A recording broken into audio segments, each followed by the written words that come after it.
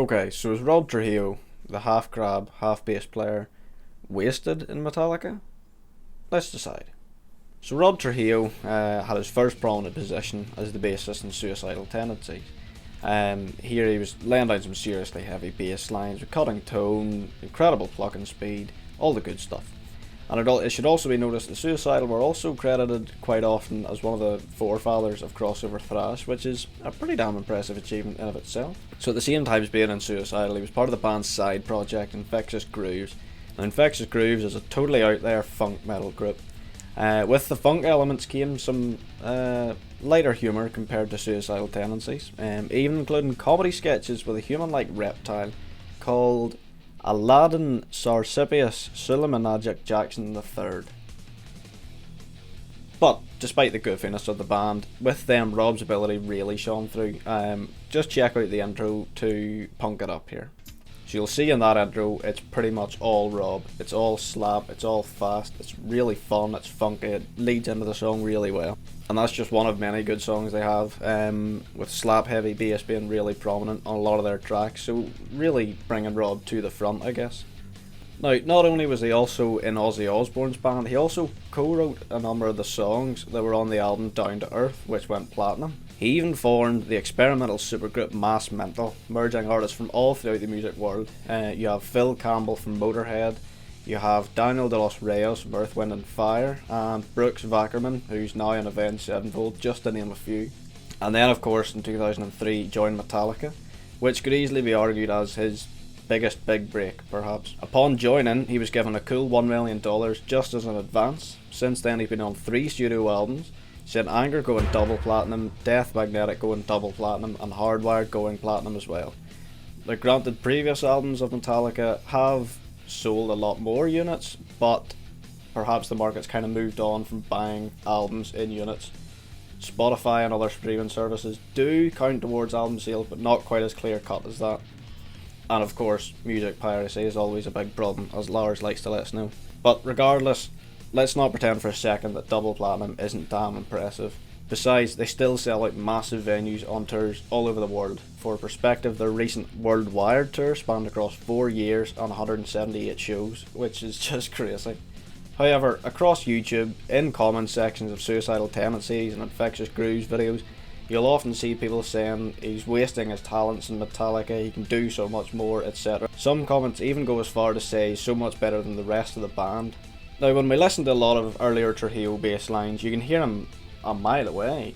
As you saw with Punk It Up earlier, he's really brought forward a lot of the slap bass. He's the only person you can hear for quite some time, and you can still hear them the whole way through the song very, very clearly. It's interesting to note that Rob often gives incredible amounts of praise for the late great Jaco Pastorius, learning endless amounts from him. He even said he was funk, he was rock, he was soul, and his whole attitude was punk. Now, Jaco was not only an insane bass player, composer and soloist, but he was also fantastic at letting the rest of the band play. So could it be that Rob is just following Jaco's lessons, knowing when to be at the forefront or when to just be the bass player as a function? Maybe being the incredible musician that I think he is, he's sticking to what Metallica are all about, rather than trying to force through a sound that he wants, which would be kind of selfish, would it not? As cool as it might be, I'm sure a lot of their songs wouldn't really suit a slap bass line, and besides, if he were to play something that was written by Cliff Burton in a totally different style to how it was written, I think it would piss off quite a few fans. Now, if you look at this live video from 2019, before you can even see Rob on stage, you can audibly hear him with that familiar tone cutting through just enough while mirroring the guitars just perfectly.